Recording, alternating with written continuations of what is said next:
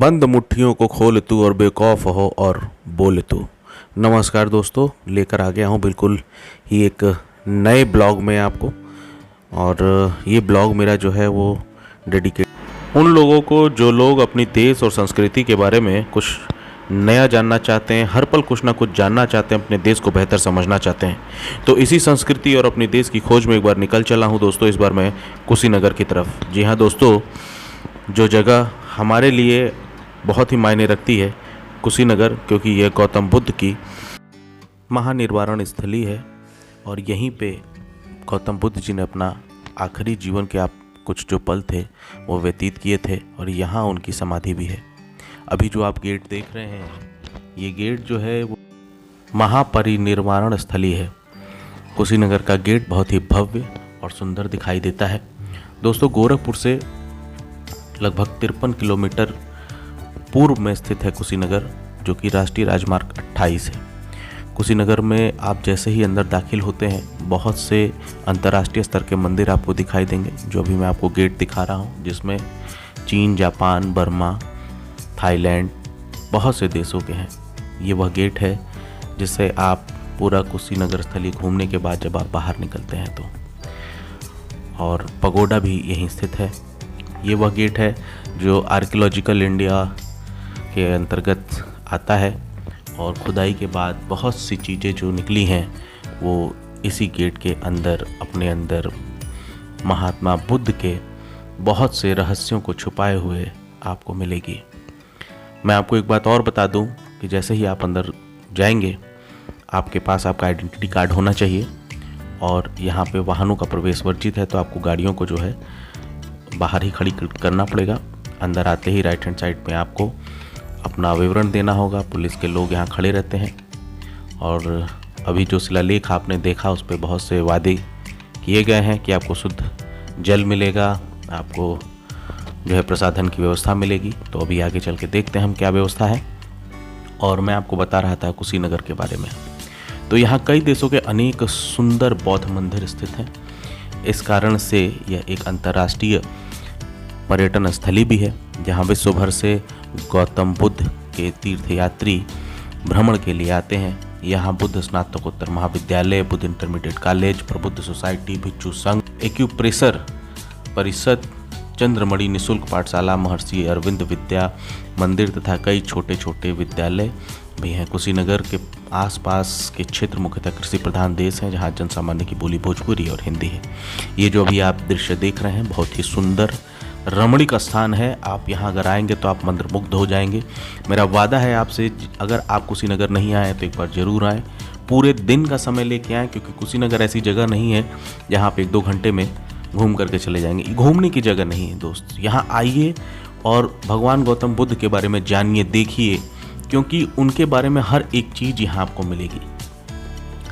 दूसरी चीज़ मैं और आपको बता दूं कि बुद्ध पूर्णिमा के अवसर पर कुशीनगर में 1 माह का मेला लगता है। यहाँ प्रत्येक वर्ष 10 अगस्त को अंतर्राष्ट्रीय मिलन एवं सम्मान समारोह आयोजित किया जाता है, जो कि भिक्षु संघ, एक्यूप्रेशर काउंसिल एवं प्रबुद्ध सोसाइटी द्वारा किया जाता है। यह तीर्थ महात्मा बुद्ध से संबंधित है, किंतु आसपास के क्षेत्र हिंदू बाहुल्य हैं, लेकिन यहाँ आपको पता नहीं चलेगा, लोग बढ़ चढ़ के हिस्सा लेते हैं उसमें और भगवान बुद्ध को मानते भी हैं। महानिवारण या निवारण मंदिर कुशीनगर का प्रमुख आकर्षण का केंद्र है। इस मंदिर में महात्मा बुद्ध की 6.10 मीटर की लंबी प्रतिमा स्थापित है, जो कि 1876 की खुदाई के दौरान यह प्रतिमा प्राप्त हुई थी। यह सुंदर प्रतिमा चुनार के बलुआ पत्थर को काट कर बनाई गई थी। प्रतिमा के नीचे खुदे अभिलेख से पता चलता है कि यह प्रतिमा का संबंध 5वीं शताब्दी से है। कहा जाता है कि हरिबाला नामक बौद्ध भिक्षु ने गुप्त काल के दौरान यह प्रतिमा मथुरा से कुशीनगर लेकर के आया था। शुद्ध पेयजल और प्रसाधन की सुविधा, ये सुविधा आपको यहाँ के लोग प्रोवाइड कर रहे हैं, तो मेरा देखना बनता है कि कैसा है जगह। तो आप देख लीजिए कि ना शुद्ध जल है, ना शुद्ध जल की व्यवस्था है यहाँ। क्या कारण है मुझे नहीं मालूम, होना चाहिए। इंटरनेशनल स्तर की जगह है ये, बहुत ही ज़्यादा बेइज्जती हो जाती है दोस्त जब अगर कोई इंटरनेशनल स्तर का आदमी आ जाए। मुझे मालूम है वो लोग बिस्लरी का पानी भी यूज़ करते हैं, वो लोग या कोई और पानी यूज़ करते हैं, पैक पानी, बट ये सुविधाएं हमारे यहाँ उपलब्ध होनी चाहिए। देखिए जेंट्स टॉयलेट है, देखते हैं इसकी क्या कंडीशन है। तो जेंट्स टॉयलेट बना तो बहुत खूबसूरत है, पैसा लगा है, ऐसा नहीं है। रख रखाव की हल्की सी कमी है जिसको दूर किया जा सकता है, कोई दिक्कत नहीं है। लेकिन बाथरूम में एटलीस्ट ताला तो नहीं लगा था।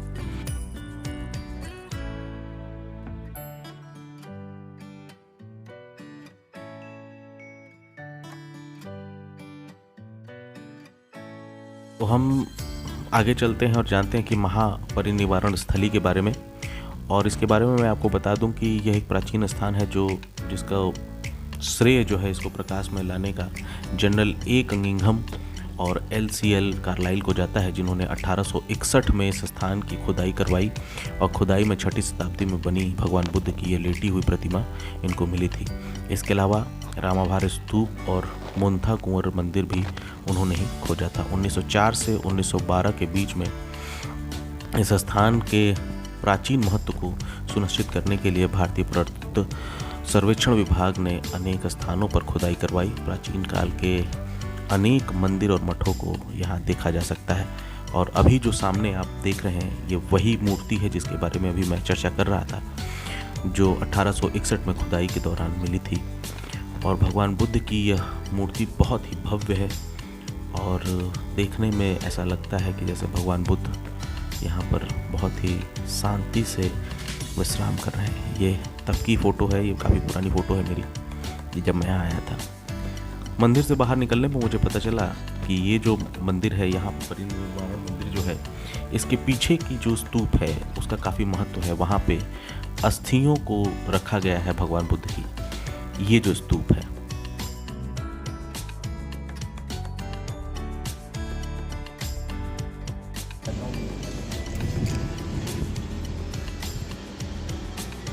देखिए ये जो अभी आपने देखा है, ये आगे जो है ये भगवान की जो सोते हुए जो मूर्ति है, उसके अलावा ये जो पीछे अभी जहाँ हम लोग जा रहे हैं, ये ओरिजिनल यहाँ मतलब यही असली जो है भगवान बुद्ध का ये जगह है जहाँ पर दर्शन करना चाहिए।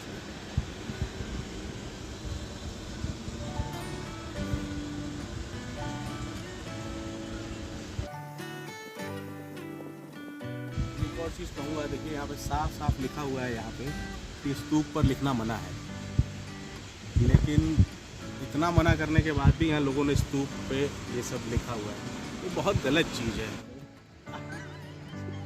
मुझे समझ में नहीं आता है कि हमारे देश के लोग क्या चाहते हैं। कहीं भी गंदगी कर देते हैं, कहीं कुछ भी लिख देते हैं, कुछ भी कर देते हैं। सोचना चाहिए इस तरह की अंतर्राष्ट्रीय जगह पे हम क्या कर रहे हैं। खैर, इस जगह का एक और बहुत ही अच्छी जगह है जिसकी बहुत मान्यता है, और वो यह प्राचीन घंटा, जिसका बहुत महत्व है। तो आप जानते ही हैं, कुछ ना कुछ अलग दिखाता हूँ आपको। तो ये प्राचीन घंटा जो है ये यहाँ का एक और आकर्षण का केंद्र है। इसके बाद हम बाहर की तरफ निकल गए पगोडा के लिए, जो कि एक और मुख्य स्थान है जहाँ पे लोग अक्सर जाना पसंद करते हैं। तो ये पीछे का गेट है जिससे हम लोग बाहर निकल लिए। मैंने आपको बताया था कि 10 अगस्त से लेकर के यहाँ पे 1 माह का मेला लगता है।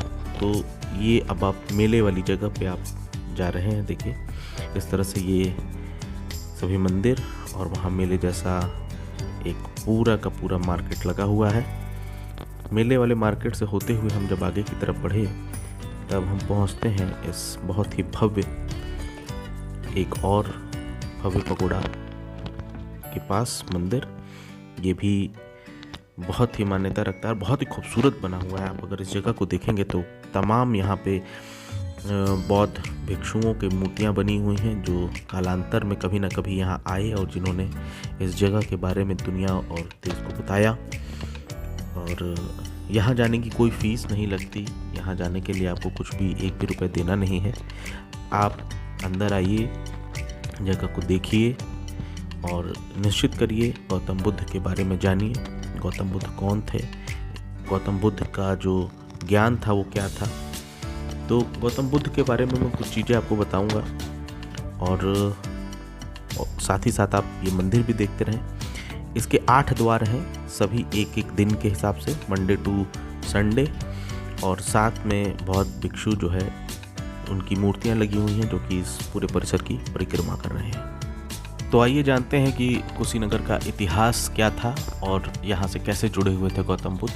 तो कुशीनगर का इतिहास अत्यंत ही प्राचीन व गौरवशाली है। इस स्थान पर महात्मा बुद्ध ने महापरिनिर्वाण को प्राप्त किया था और प्राचीन काल में यह नगर मल्ल वंश की राजधानी तथा 16 महाजनपदों में एक था। चीनी यात्री हेनशांग और फहियान के यात्रा वृत्तांतों में भी ये इस प्राचीन नगर का उल्लेख मिलता है। वाल्मीकि रामायण के अनुसार यह स्थान त्रेता युग में भी आबाद था और यहाँ मर्यादा पुरुषोत्तम भगवान राम के पुत्र कुश की राजधानी थी। इसके चलते इसे कुशावती नाम से भी जाना जाता था।